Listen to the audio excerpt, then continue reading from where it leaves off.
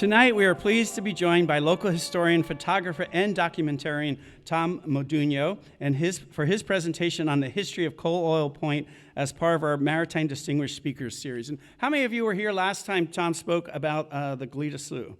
Raise your hands, cheer, clap. All right, good. Well, good to have you back and great to have new people here. Tom is a lifetime resident of Goleta, a former small business owner and community activist in the region, having worked on Hollister Avenue in Old Town Goleta for over 45 years. No? All right, 20 years at the most. He's only 30, so I don't know how that's possible. As a local historian enthusiast, he realized the majority of local residents are unaware of the region's rich history, and to fill this gap in historical awareness, Tom initiated, designed, and implemented the popular website goletahistory.com in 2014. Yeah, let's hear it for that. I also read his articles, I think in Newshawk are your articles? Yeah, so hopefully you're following him there too. Since then, he has researched, authored, and published numerous articles to provide the public a range of important and engaging information on key historical sites, people, events in the Goleta region. His work has encouraged residents and visitors to explore and preserve the remaining landmarks, buildings, and historical stories of the Goleta community, especially the Barnesdale gas station and the two original hangars at the Santa Barbara airport. Yeah. If you have ever been curious, what is the oldest building in Goleta Valley, where the first local telephone exchange was, what the Elwood Queen is, who planted the Refugio palms, which two Chumash villages were Dos Pueblos, who declared from their fair view that it was some good land, whether there was ever a toll on the turnpike, or what the witness tree witnessed, Tom has the answers. He also curates the site goletasurfing.com, which is perhaps a topic for a future presentation here. So please join me in welcoming who some refer to as the savior of Goleta history, Tom Modugno. Well, after that introduction, I want everybody to lower your expectations way down. This is what a deer looks like when he's in the headlights right here. Thank you, everybody, for coming. Insane crowd. I guess everybody loves Coal Oil Point. And I like the enthusiasm. Let's keep that. This is like a surf movie. Why can't local history be as exciting as a surf movie, right? So feel free to hoot and holler all you want. I just want to give a shout out to Little when I'm talking, but you'll be right in the front row. So, yeah, Coal Oil Point, Devereux Point, Sands, there's a bunch of names for it. Somebody said Coal Oil Point is an ugly name, and I guess it kind of is, but I should have called this presentation the beautiful point with the ugly name, I guess. But so with that, I want to shout out to a couple. I got some surf legends that are here tonight. John McRoberts and Dewey Sherman, who are original Goleta surfers. Got Seth Hammond. I got great-grandkids of Nicholas Den are here somewhere tonight. I met with them today, and we toured around Goleta. That was a privilege to do that. Thanks for letting me do that. All right, here we go. Oh, we got a taker. All right, good. I do spit a little bit. All right, let's drop in to Devereux Point, also known as Coal Oil Point. Today, it's a popular surf spot and a great place for a nice walk on the beach, but like most places in Goleta, there's a lot of history here.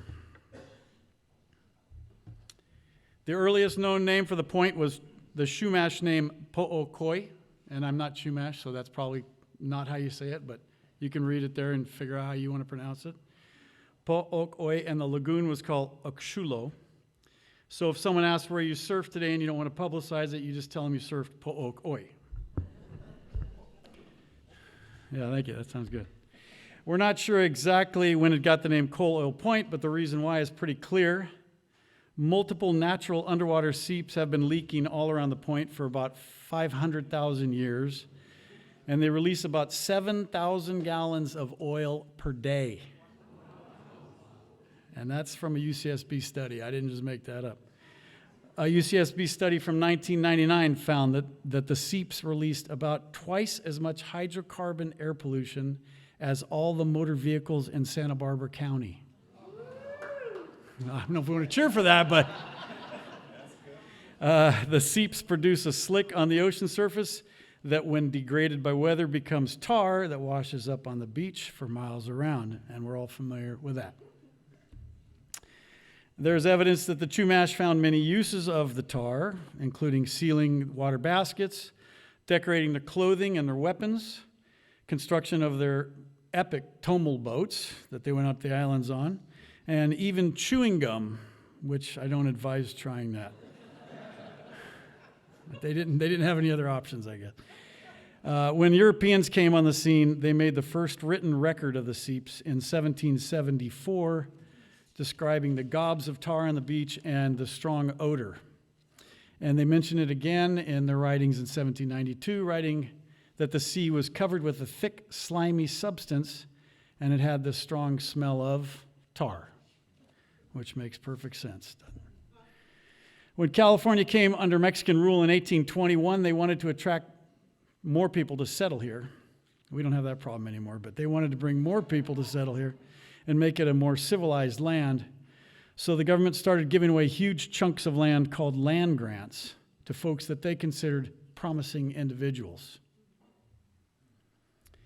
One such individual was a highly motivated young Irishman named Nicholas Dinn. He was working on a Boston trading vessel, and he fell in love with Goleta at first sight, and he jumped ship to stay in 1836. He was enamored with the California lifestyle, and he went to work for Jose Ortega up at the Refugio Ranch, or the Refugio Ranch, or if you're a Goleta local, the Refugio Ranch, learning to be a ranchero. As fast as he possibly could, Dinn learned Spanish, married a local girl, and became a Mexican citizen. In 1846, Dinn was awarded the Dos Pueblos land grant that stretched from El Capitan to Fairview Avenue, from the ocean to the foothills. That's a chunk of land. This made Nicholas Dinn the first individual to own Coal Oil Point. And if you want to learn more about that and Nicholas Dinn and his story, you should read The Royal Rancho by Walker Tompkins. It's one of his best books, I think. So while Nicholas Dinn owned Coal Oil Point, he didn't use it for much more than grazing land for his cattle. The entire mesa from College Point to Coal Oil Point was covered with a dense oak grove. This map from 1860 shows their interpretation of the coastline at that time. This detailed map from 1871 shows a bit of the slough in the upper right, today's Campus Point and Coal Oil Point. Most notable, though, is in tiny lettering highlighted in yellow, it reads Sand Beach. So you know it's been called Sands since at least 1871. It's not an original name for us, guys. After Nicholas Dinn passed away, his will split the Dos Pueblos Rancho between his 10 children. Unfortunately, the Dinn family was land rich and cash poor. A devastating drought had killed almost all of their livestock and their livelihood, so selling off their land was their only income. The following years brought a frenzy of real estate dealings throughout the Dos Pueblos Rancho, including Coal Oil Point, chopping the Goleta Valley into smaller and smaller parcels. A lawyer of questionable morals named Charles Hughes was quick to make a deal, often without bothering to check with the executors of the estate. And so in the 1870s, he leased a section of the Coal Oil Point area to the Moore brothers. Hughes illegally permitted them to cut down the whole live oak forest for firewood that was in high demand by the whaling station at Goleta Beach at the time. They needed that firewood to melt down the whale blubber into whale oil. They harvested 1,000 cords of lumber, left a lot of it there to rot, and kept the profits for themselves. They paid off Hughes and left the land damaged and barren. In 1913, Jack and Cotto Cavaletto bought 200 acres of Coal Oil Point and started a farming operation. This was probably the poorest land in Goleta since being stripped of the primeval oak forest. The lack of trees made the mesa a windswept dust bowl. The brothers planted a row of cypress trees to separate their halves, and that still stands today, separating Devereux Point from Isla Vista. Farming was difficult with the bad soil, but they managed to make a meager living. The Cavalettos would make a handsome profit later when a wealthy foreigner would come along and pay top dollar for their mediocre land. Enter the wealthy foreigner. Colonel Colin Campbell was just another English army officer until he married a wealthy American heiress. Colin met Nancy Leiter while serving in the Central India Horse Regiment. They felt like kindred spirits right from their first meeting. Isn't that romantic? Nancy had come to visit her sister, who was married to the Viceroy of India. Both of her sisters had married royalty, one a viceroy and the other an earl. But Nancy wasn't impressed by titles. Despite her parents' wishes, she quickly fell in love with a man without a royal title, a career military man. Colin proposed to Nancy as they rode in a carriage on top of an elephant. That sounds like a movie, doesn't it? Nancy Leiter was born into riches and the fame that comes with it, as this article makes clear. She was the daughter of a successful Chicago businessman and a real estate tycoon, Levi Leiter, who reportedly owned 1/3 of all the commercial real estate in Chicago. So he had plenty of money. And this article, which I'm sure she wasn't thrilled about that picture, but it says that she's going to get $1,300,000, but she doesn't have time to pick it up right now. So she's going to school. Her father passed away in 1904, and shortly thereafter they were married in a brilliant social affair in Washington, D.C. Afterwards, they moved back to India, since Colin was still in the military. They followed his duty to Afghanistan and Russia, finally retiring in England. Nancy was used to an opulent lifestyle, and she had means to live luxuriously. So when she and Colin were able to choose what they believed would be their permanent home, they chose the imposing seaside Kingsgate Castle in Kent, England. Besides being a stunning estate with plenty of space for entertaining royalty, the ample grounds included a polo field for Campbell and his buddies that were frequent house guests. They lived happily and had their 4 children in this giant castle, but they grew tired of the excessive taxes that the English government was putting on their American income. So they decided to move to the United States. Can you imagine living in that? So Colonel Campbell arrived in Santa Barbara in 1919 on the hunt for a location for a country estate like he was leaving behind. While many fellow millionaires had settled in Montecito, Campbell wanted room to build a polo field and raise dogs. His first choice was Hope Ranch, but it had just been sold to developers by the Pacific Improvement Company. That's Hope Ranch before development there. Some prominent local citizens told him to go to Goleta. There's lots of open space out there. And after looking around, he decided that Coal Oil Point was the place to build his new empire. While the soil was marginal and there was no fresh water, there was plenty of room for a sprawling estate and a mile of private beach. Colin was especially drawn to the large lagoon and envisioned a lake for canoeing stocked with fish and elegant white swans. It could happen. Campbell bought 100 acres of Coal Oil Point from Jack Cavaletto for 6 times what Cavaletto had paid for it. Additionally, he acquired 300 acres just south of Hollister Avenue to drill for potable water for his country estate. When the well drillers informed Campbell that they thought they were going to strike oil, the colonel said, "No, just stop then. I don't want oil. I just want water." So, forget that. So while he was building his estate, in 1920, the Campbells brought their children, their domestic staff, and 6 train car loads of furnishings to Esther Hammond's oceanfront Bonnie Mead estate. That's it in the background there. The Hammond estate would be their home for a year while their new country home was being constructed. Not too shabby of a temporary place to live. Now, who remembers the Hammond estate? I know Dewey Sherman does, I'm sure. This was a very popular surfers hangout, and it ended up burning down. it was sitting empty, and someone went in there and started a bonfire at one point, but it was, yeah.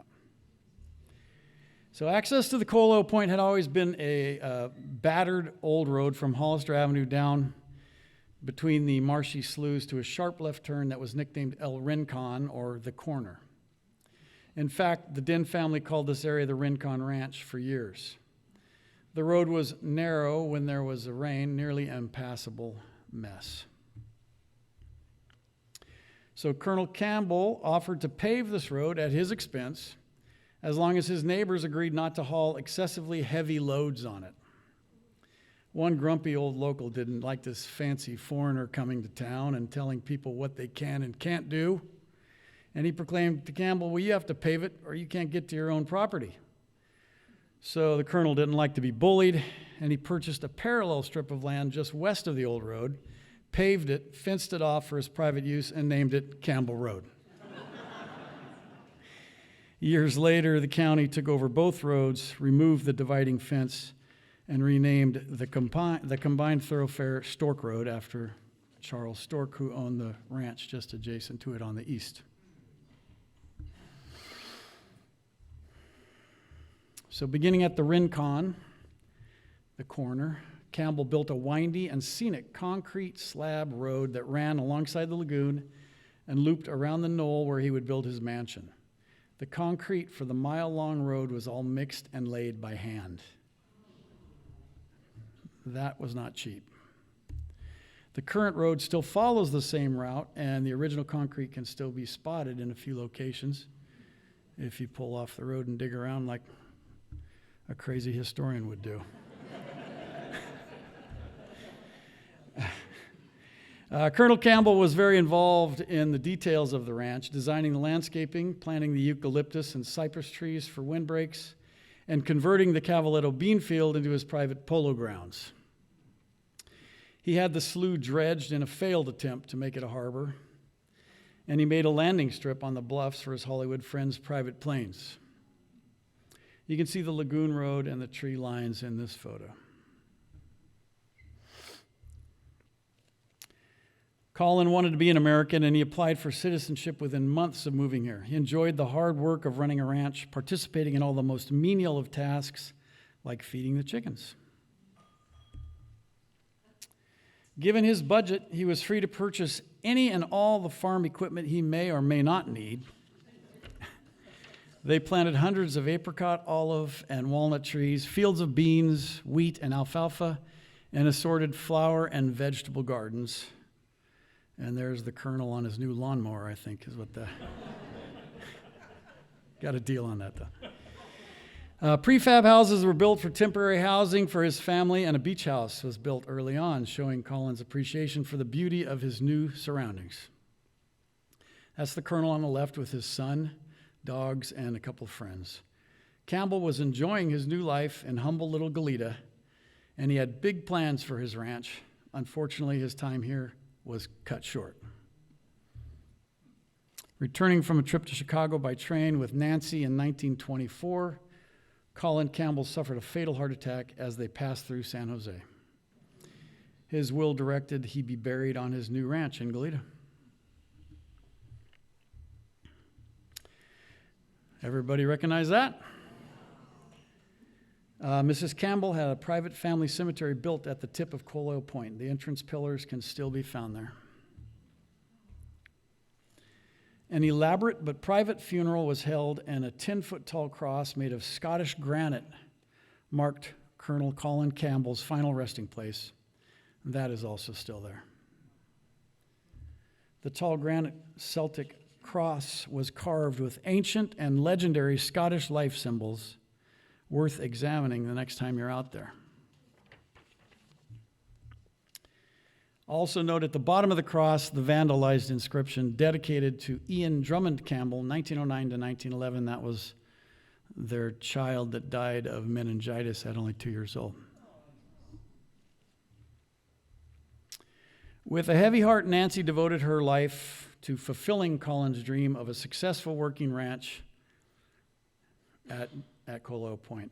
Unhappy with all the plans from a variety of architects, she enlisted the help of her also recently widowed friend, Mary Osborne Craig. People have heard of her. This woman is worthy of an entire page herself.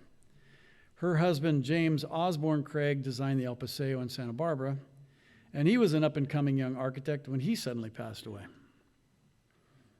She had been an able assistant to her husband, but this would be her first major project by herself, and it was crucial to her career as one of the first female architects to get this job right. Doing the project for a dear friend made it a little easier. Mary went on to have an amazing career, becoming one of the most important women architects in history and having a huge influence on the Spanish colonial style of Santa Barbara. So I'm sure her and Pearl Chase were buddies. I couldn't find that in evidence, but I'm sure they intermingled. After living in European castles, the Campbells had decided they wanted to live in a plain living house. And that's what Mary Craig set out to build for Nancy. While plain by the Campbell standards, it was still quite a large home. They used local adobe bricks to build the 20,000 square foot main house. It's plain, guys. In California Mission colonial style with arched windows and doorways, 30 rooms. They were smallish, 30 rooms, 18 bathrooms, and a 12,000 square foot basement. Also on the ground, well, compared to the castle, also on the grounds were tennis courts, a blacksmith shop, a guest house, employee housing, a boating lagoon, the beach house below the bluff, and lots of other buildings, including a large garage that would house their 5 Rolls Royces. The estate was a working ranch that produced livestock and crops for consumption and sale. But wait a minute, I think this is the last time there's been 5 Rolls Royces in Goleta, to be honest with you. I don't think it's happened since. The estate was a working ranch that produced livestock and crops for consumption and sale. Construction cost over $500,000, and it was the showplace of the Goleta Valley. Nancy's brother, Joe Leiter, was called one of the most colorful figures in the history of Chicago, and you know what colorful usually means, right? And he was the manager of the Leiter family's massive fortune. Joe was a huge help every step of the construction process, using his business savvy and experience to help young Mary Craig get the big job done. Despite his reputation for being wild and careless, he got along well with Mary, and they would remain friends after the job was done. So he was on his best behavior, I guess, for that one. The finished project still stands strong today, despite a lack of maintenance by the current owners, UCSB. That's going to be a recurring theme here. So, the home was designed hacienda style around a central courtyard. Mary Craig's good working relationship with Nancy's brother Joe helped her career immensely. Joe Leiter was a mentor to her and helped her become a renowned architect in her own right, despite a lack of formal training and being a woman in a man's world. This is how it looks nowadays.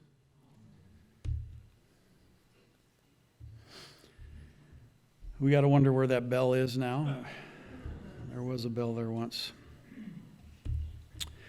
With the house completed in 1925, an army of moving vans delivered tons of antique furniture, Persian rugs, exotic animal skins, fine art, linen, silver, crystal, and all the trappings of a mega wealthy family to the Campbell Ranch. The manager of the house and the ranch would be George Churchill and his wife, who had been working for the Campbells for 20 years.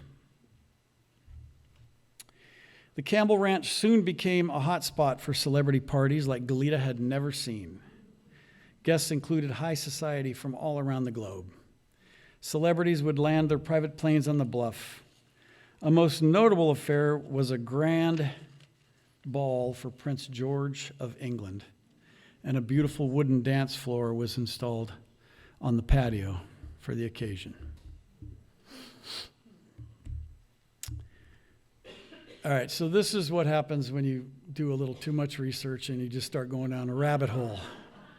But I found this ad in the paper, lost on State Street, a mole Kaliski fur. Please return to Mrs. Colin Campbell, Campbell Ranch, receive reward. So who knows what a mole Kaliski fur is? Nobody? So I had to go deeper into the rabbit hole and find out. So she lost this on State Street. That must have been a great party. But I'm hoping she looked in all 5 of her Rolls Royces before she put the ad in the paper. But I was hoping, someone would know if that's really made out of moleskin. Or why is it called mole? Because as if I got a bunch of gophers and squirrels at my house, I could be sitting on a gold mine. Sorry, I got off track there for a minute. But anyways, Prince George of England, they built a beautiful wooden dance floor and it was installed. We'll get back to that later. Anyways, while there were some lavish parties, Nancy Campbell mostly lived a quiet ranch life, enjoying smaller gatherings. Mary Craig often brought her young daughter and stayed weekends with her dear friend. Many mornings they awoke to bagpipes being played outside the window by one of the Campbell's Scottish staff members. And if you've ever been awoken by bagpipes, you know. Nancy Campbell once wrote about her Goleta home, "I am glad to be here in God's wonderful world, all clean and sunshine and honest. It's the only way to live. One can die easily then." Amen. Another unique attraction Mary Craig designed at the Campbell Ranch was this beautiful redwood barn for Colin's polo horses. Today, this is the largest wooden building standing on the UCSB campus.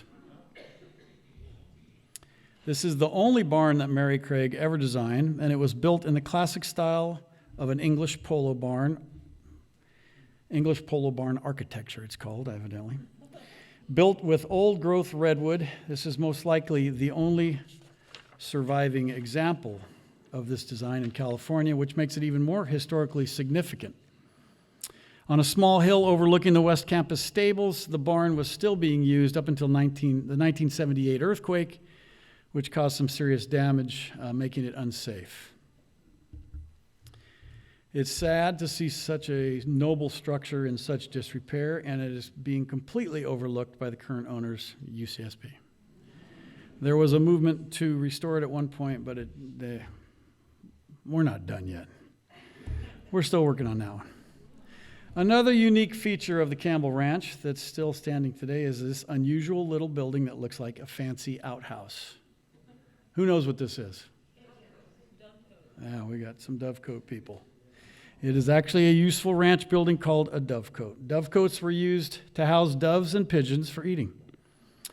The small openings at the top encourage doves and pigeons to nest safely inside, where there are a bunch of cubbies to serve as individual nest holes. They are also elevated to deter most predators except a rancher with a ladder who would harvest them at will. Their droppings were also used as fertilizer for the farm. This was built in 1923 and is particularly special because it was designed by Mary Craig, but also because it was built in the Spanish colonial style. Probably the only Spanish colonial dovecote known to exist in California. It definitely is. It's yet another valuable historic structure, sadly being overlooked and slowly deteriorating on UCSB's West Campus. And still another unique feature of the Campbell Ranch was this beach house today called the Jailhouse. And they call it that because there used to be metal bars in that little back door there that have since been knocked out. It was once decorated with abalone shells. Today it's a catch-all for litter bugs and a canvas for a constantly changing display of street art. This was not the best street art. Right now, actually, it has some really excellent art. Sometimes it has some great art on it, but when it was new, it was beautifully adorned with abalone shells. The front area was an open barbecue fireplace area. Legend has it that the beach house was used as an unloading spot for illegal spirits during Prohibition. And supposedly the back opening led to tunnels and storage rooms that extended well into the bluffs behind. Interesting. In 1930, a mere 5 years after the completion of her Goleta Ranch, Nancy died suddenly at 57 years old. She was on a trip to England, and her remains were returned to Goleta to be buried next to Collins on Coal Oil Point. Their son, Colin Leiter Campbell, and his family lived on the estate for another 10 years. When Colin Jr. decided it was time to move on in 1941, a huge auction of all the Campbell furnishings attracted the rich and famous. Charlie Chaplin took home the extremely rare English silver from the 1600s that bore Colin Campbell's initials, CC, since that was a perfect fit. The Campbell's friend Cary Grant spent over $1,000 on a rare book by T.E. Lawrence. The wooden dance floor that the English royalty had danced on was sold to Goleta farmer Pete Irvine, and Pete moved it to Oak Park in Santa Barbara, where it still serves the public today. Who knew? So you can thank the Campbells for that dance floor when you go to the French festival or whatever it is. Very good. Irvine. The whole ranch property was for sale, but no satisfactory bids came in for it. In a few short years, the Campbell family had definitely left their mark on Goleta. Their loyal employee, George Churchill, and his wife stayed on at the ranch as custodians until a buyer could be found. Now, this is still out there at the point, and this makes me think that it should be called Campbell Point, really. I don't know why we don't call it Campbell Point. The Campbell Ranch sat unoccupied for a while, but there was still plenty of activity. Prior to the war, Union Oil Company leased some of the land for exploration and built a small metal pier seen here in 1938. But the pier was soon removed. And this is a question for a geologist or something, but I don't know how there'd be all that oil right offshore, and there's no, I guess it's too close. I don't know, but there was never a bunch of oil derricks here like there was at Elwood and everywhere else. The Campbell Ranch sat on, 1942, World War II came to our shores, and a Coast Guard radar station was installed at Coal Oil Point to watch out for possible attacks. 2 75-millimeter field guns were strategically placed on the property since Japan had already attacked Goleta once at Elwood. This cliff house was built by the Goleta Marine Corps Air Station and has served as the officers' club and mess hall. After the war, the soldiers took their big guns, but they left the building. Soon after, the most noble use of the property was about to begin, and it would change the name of Coal Oil Point forever. Enter another powerful female force, Miss Helena Devereux of Philadelphia. Devereux had become discouraged as she saw that children with special needs were underserved by the public education system. She knew she could do better, and in 1912 she began teaching some of these children in her own home. She strongly believed that any child, regardless of their disabilities, could learn in an environment tailored to their needs. She was right. Her schooling was soon in great demand, and she opened many additional schools in a very short period of time. She had 20 schools in the eastern U.S. by 1945 when she bought a campus in Montecito, which is where Westmont College is located today. Helena soon determined that the Montecito location was not going to be large enough, and her realtor directed her to the former Campbell Ranch, which she felt was a perfect fit. Her foundation bought the whole 500-acre ranch for a bargain price of $100,000, 1/5 of what Mrs. Campbell had paid just to build the main house. The Campbell's trusted ranch manager, George Churchill, handed the keys over to the new owners to begin a new era. The Campbell's private cemetery on the property created a cloud on the title that could only be cleared by removing the human remains. So the Campbell children arranged to transfer their parents' remains to Rock Creek Cemetery in Washington, D.C. But the ring of cypress, the brick entrada, and the granite cross remain to this day.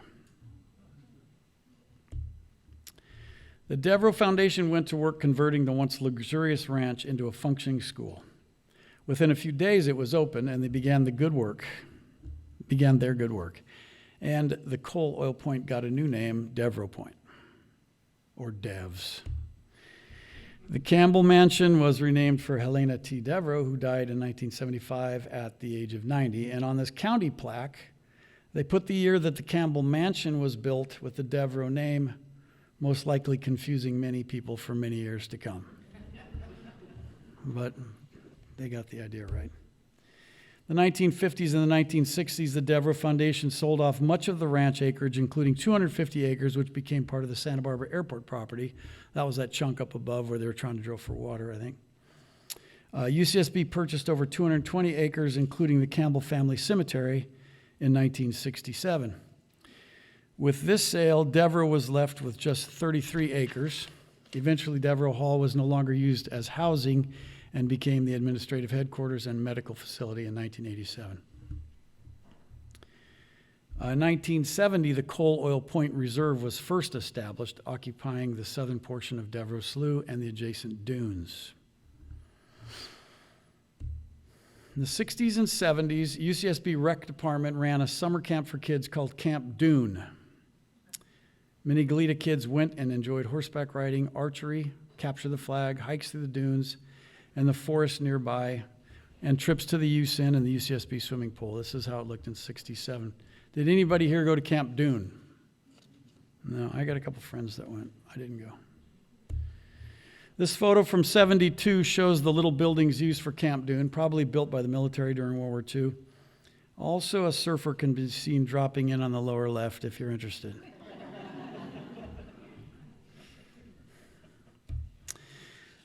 In this photo from 72, you can see the horse stables and maybe a white bus on the left, but I think that's more likely a building. The sand dunes themselves were the scene of assorted debauchery, including lots of herbs and nudity in the 1960s and 70s. I know firsthand. These activities were not affiliated with Camp Dune, but probably in plain view of it occasionally.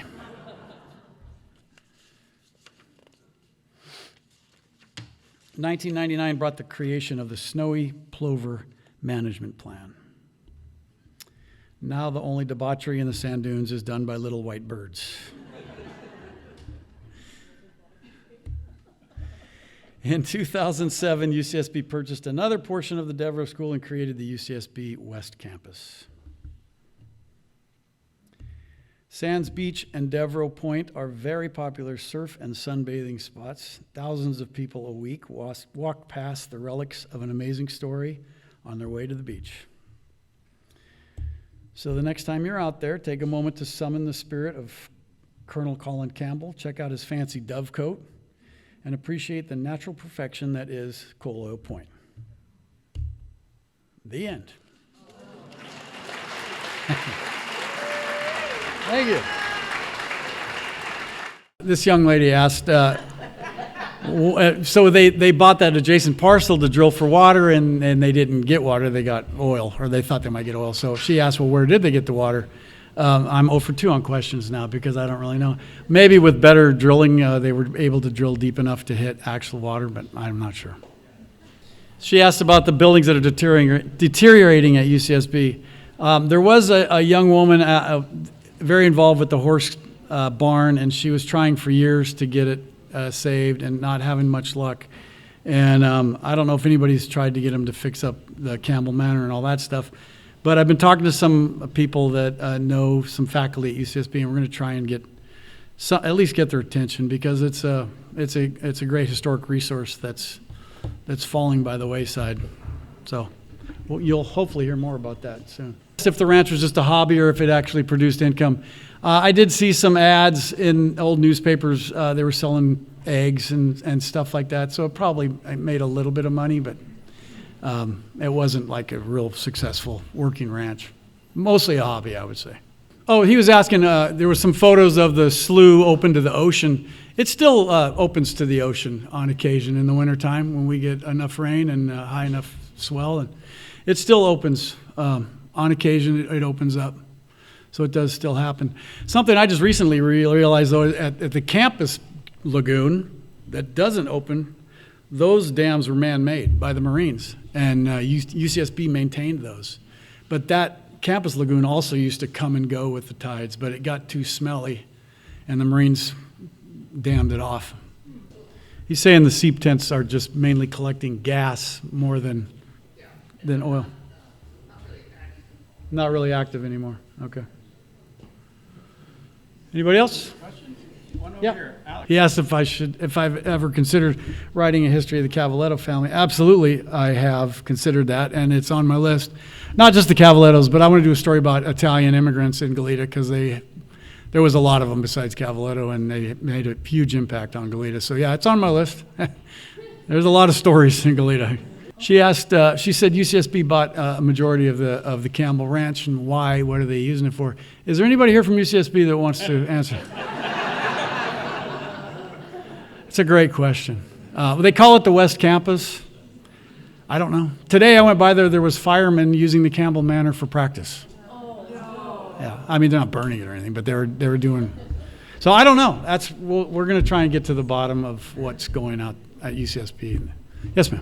So she's saying that they're restoring the slough, which we've seen that, but we're talking more about the buildings at Campbell Manor and that area there. That's a different story.